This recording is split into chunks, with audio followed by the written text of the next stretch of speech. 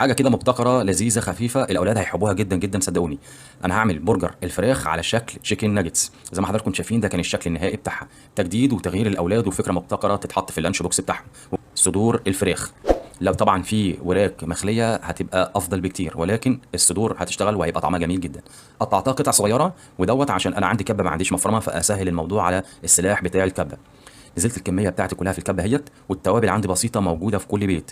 هي عباره عن توم باودر، بصل باودر، وكاري، وبابريكا، وفلفل اسود، ومرقه دجاج انا فارمها بايديا، وهنزل بيهم كلهم كده على الخليط بتاعي. ومعلقه الملح بتاعي، حاجه مهمه جدا معلقه الزيت عشان اسهل التقليب جوه الكبه. لو في مفرمه عند حضراتكم بيبقى معلقه الزيت في الوقت ده او في الجزئيه دي مش ضروريه. تمام كده. هبتدي بقى هفرم الفرم بالظبط في الكبه، خد 10 دقائق.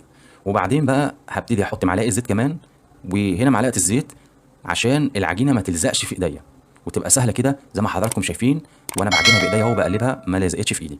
السر التاني ودوت من ضمن اسرار البرجر اللي الناس كانت بتسال عليها، ليه البرجر بيفك، ليه البرجر بيكش؟ عشان معلقه البقسماط. معلقه البقسماط مهمه جدا جدا في البرجر. نيجي للجزء المهم اللي هو ازاي نعمل قرص البرجر، وانا ما عنديش المكبس. انا استخدمت غطا السمنه دوت او غطا المربى الكبير او اي حيز موجود عند حضراتكم. وده كيس انا فتحته بالسكينه وحطيت الغطا في النص وحطيت الجزء الثاني من الكيس فوق الغطا. هوريكم ازاي هعمل برجر احترافي باقل الامكانيات اللي موجوده عندي في المطبخ.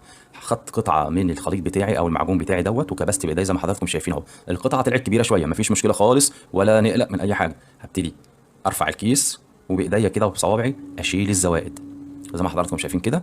وبعدين هشد الكيس كده اهو، هيطلع قرص البرجر زي ما انتم شايفين. حاجه يعني جميله جدا ولا اجدعها مكبس اهو.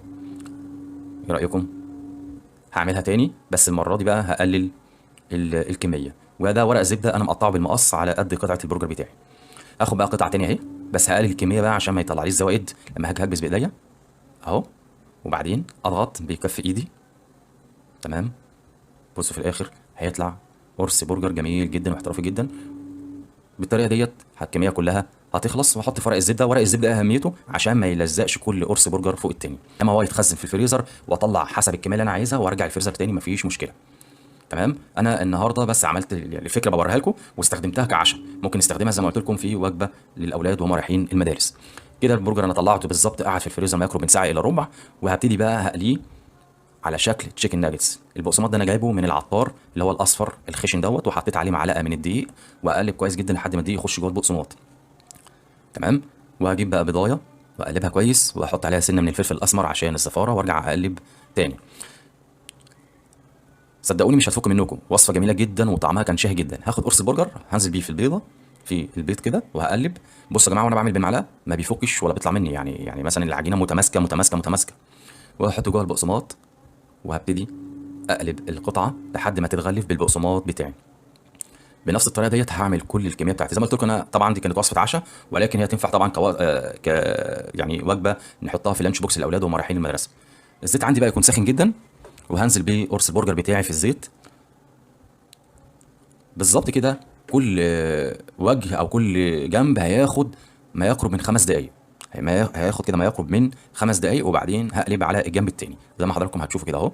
شايفين اللون الذهبي الجميل قوي ده اهو، بالظبط عامل زي التشيكن ناجتس بالظبط.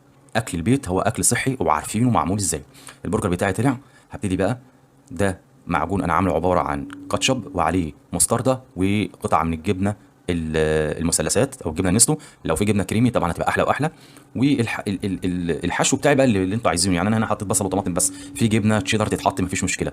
ودي كان يعني اللي متوفر واللي موجود يتحط كله في الاخر بيدي يعني طعم جميل للساندوتش. ده الشكل النهائي يتحط في اللانش بوكس يبقى جميل جدا، الولد او البنت يحبوه ياكلوه يبقوا يستفادوا بيه. ينفع عشاء طبعا مفيش مما لا شك فيه، وجبه جميله وسهله.